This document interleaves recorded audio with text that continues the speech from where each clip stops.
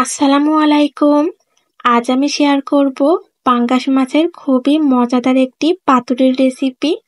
মাছ ভুনা, মাছের তরকারি তো আমরা সবসময়ই করে থাকি। এভাবে পাঙ্গাস মাছের পাতুরি তৈরি করলে খেতে যেমন মজা হয়, তেমনি স্বাদেরও ভিন্নতা আসে। অনেকেই অনেকভাবে এই পাতুরি তৈরি করেন, তবে আমি বাসাতে যেভাবে এই পাতুরিটা তৈরি করি সেই সহজ রেসিপিটি শেয়ার করছি। আশা করছি ভালো লাগবে। এখানে পাতুরি তৈরি করার জন্য প্রথমে মশলা তৈরি করে নিব। এজন্য এখানে অল্প পরিমাণ রসুন ও কিছু পেঁয়াজ নিয়ে নিয়েছি। পেঁয়াজ রসুনগুলো পাটাতে ভালোভাবে পিষে নিব। আমি এখানে পেঁয়াজ রসুনগুলো ব্লেন্ডারে ব্লেন্ড করি নাই। অনেক সময় দেখা যায় ব্লেন্ডারে ব্লেন্ড করতে একটু পানি লাগে, সেক্ষেত্রে পেঁয়াজ রসুন বাটাটা অনেকটাই নরম হয়ে যায়, এতে করে পাতুরি পারফেক্ট হয় না। এজন্য কোনো রকম পানি ছাড়া পাটাতে খুবই ভালোভাবে পেঁয়াজ রসুনটা বেটে নিতে হবে।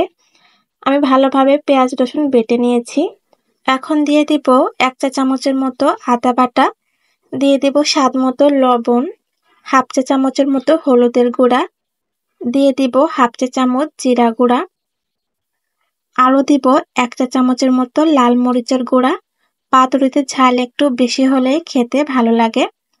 এখন এখানে দিয়ে দিব অল্প পরিমাণ সরিষার তেল। এখানে আমি 2 টেবিল চামচ পরিমাণ সরিষার তেল দিয়েছি। আপনারা চাইলে এখানে রান্নার সাদা তেলটাও দিতে পারেন, তবে সরিষার তেলটা দিলে ঝাঁঝালো একটা টেস্ট আসে, খেতে ভালো লাগে। সব মশলা আমি ভালোভাবে মেখে নিয়েছি। এখন এখানে দিয়ে দিব 4 পিস পাঙ্গাস মাছ। মাছগুলো ভালোভাবে ধুয়ে নিয়েছি। মাছগুলো ধোয়ার সময় অল্প পরিমাণ লেবুর রস দিয়ে ভালোভাবে কচলিয়ে ধুয়ে নেবেন, এতে করে পাঙ্গাস মাছের তেল ছিটে গন্ধটা লাগবে না। আমি লেবু দিয়ে ভালোভাবে ধুয়ে নিয়েছি। পাঙ্গাস মাছের সাইডে যে চামড়া থাকে সেটাও আমি তুলে নিয়েছি। সব মশলা দিয়ে ভালোভাবে পাঙ্গাস মাছের সঙ্গে মাখিয়ে নিব। দেখুন ভালোভাবে মাখিয়ে নিয়েছি। এখন আমি আধা ঘন্টা রেখে দিব মেরিনেটের জন্য।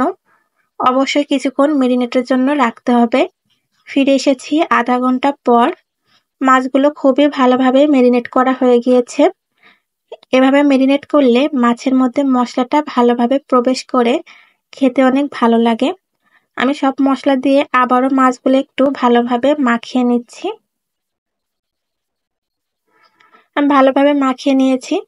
এখন এখানে নিয়ে নিয়েছি লাউ পাতা। লাউ পাতাগুলো আমি ভালোভাবে বেছে ধুয়ে ছাঁকনিতে রেখে দিয়েছিলাম, এতে করে এক্সট্রা পানিটা ঝরে গিয়েছে। এখন আমি একটা লাউ পাতা নিয়েছি। এখান থেকে আমি একটা মশলা দিয়ে মাখানো মাছ নিয়ে নিব। আমি আরেকটু ভালোভাবে হাত দিয়ে মাখিয়ে মশলাটা লাগিয়ে নিলাম।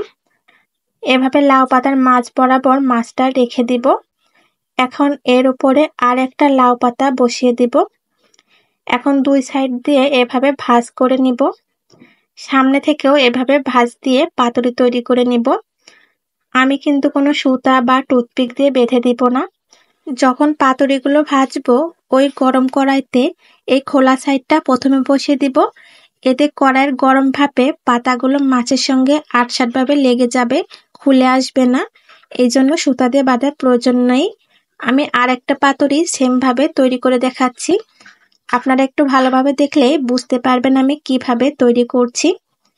এভাবে আমি সবগুলো পাতুরি সেম ভাবে তৈরি করে নিব। সবগুলো পাতুরি সেম ভাবে তৈরি করে নিয়েছি। এখন পাতুরিগুলো ভেজে নিব। এজন্য চুলাতে একটা কড়াই বসিয়ে পরিমাণ মতো রান্নার তেল দিয়ে নিয়েছি। তেলটা হালকা গরম হয়ে আসলে পাতুরিগুলো বসিয়ে দিব। দেখুন পাতুরির খোলা সাইডটা আমি কড়াইতে প্রথমে দিয়ে নিয়েছি, এতে করে কড়াইয়ের তাপে লাউ পাতাগুলো মাছের সঙ্গে আটসাটভাবে লেগে যাবে, খুলে আসবে না। সুতা দিয়ে বাঁধার কোনো প্রয়োজন নাই। এখন আমি ঢাকনা দিয়ে রাখবো। ফিরে এসেছি বেশ কিছুক্ষণ পর। এ পর্যায়ে চুলার জালটা মিডিয়াম লো হিটে রেখে দিতে হবে, এতে করে পাতুরিগুলো ভালোভাবে তৈরি হবে। চুলার জালটা বাড়িয়ে কিন্তু পাতুরি তৈরি করা যাবে না। এখন আমি সাবধানে পাতুরিগুলো উল্টে দিচ্ছি। দেখুন লাউ পাতাগুলো কিন্তু মাছের সঙ্গে আটসাটভাবে লেগে গিয়েছে, খুলে আসছে না। কোনো সুতা বা টুথপিক দিয়ে কিন্তু আমি বেঁধে দিই নাই, এভাবেই করছি। আপনারাও সেম টেকনিকটা অবলম্বন করলে পাতুরিগুলো খুলে আসবে না, সুতা দিয়েও বাঁধা লাগবে না। উল্টে দিয়ে আমি আবারও ঢাকনা দিয়ে রাখলাম। ফিরে এসেছি বেশ কিছুক্ষণ পর। এর মাঝে আমি কয়েকবার ঢাকনা তুলে উল্টে দিয়েছিলাম। এখন সবগুলো পাতুরি ভালোভাবে উল্টে দিব। দেখুন পাতাগুলো কিন্তু ভালোভাবে সিদ্ধ হয়ে গিয়েছে, অনেকটাই ভাজা ভাজা হয়ে এসেছে। আমি আর কিছুক্ষণ ঢাকনা দিয়ে ভালোভাবে পাতুরিটা তৈরি করে নিব। ফিরে এসেছি বেশ কিছুক্ষণ পর। পাতুরিগুলো কিন্তু পুরোপুরিভাবে তৈরি আমার কমপ্লিট। এমন নিত্য নতুন রেসিপি পেতে আমার চ্যানেলটি সাবস্ক্রাইব করে রাখবেন। যারা ফেসবুক পেজ থেকে দেখছেন পেজটি ফলো দিয়ে রাখবেন। এতে নিত্য নতুন রেসিপি আপলোড দিলেই আপনাদের কাছে পৌঁছে যাবে। মাছের পাতুরিগুলো কিন্তু খুবই ভালোভাবে তৈরি হয়ে গিয়েছে। এই পুরো রান্নাটা কিন্তু আমি চুলার জালটা মিডিয়াম লো হিটে রেখে করেছি, কোনোভাবে হাইতে করা যাবে না, এতে ভেতরের মাছগুলো ভালোভাবে সিদ্ধ হবে না। এখন আমি নামিয়ে পরিবেশন করে নিব। তৈরি হয়ে গেল খুবই মজাদার লাউ পাতা দিয়ে পাঙ্গাস মাছের পাতুরি। এই পাতুরিটা গরম ভাতের সঙ্গে খেতে যে কি মজা, একবার হলেও এভাবে ট্রাই করে দেখবেন। এখন একটা পাতুরি ভেঙে শেয়ার করছি কতটা পারফেক্ট হয়েছে দেখানোর জন্য।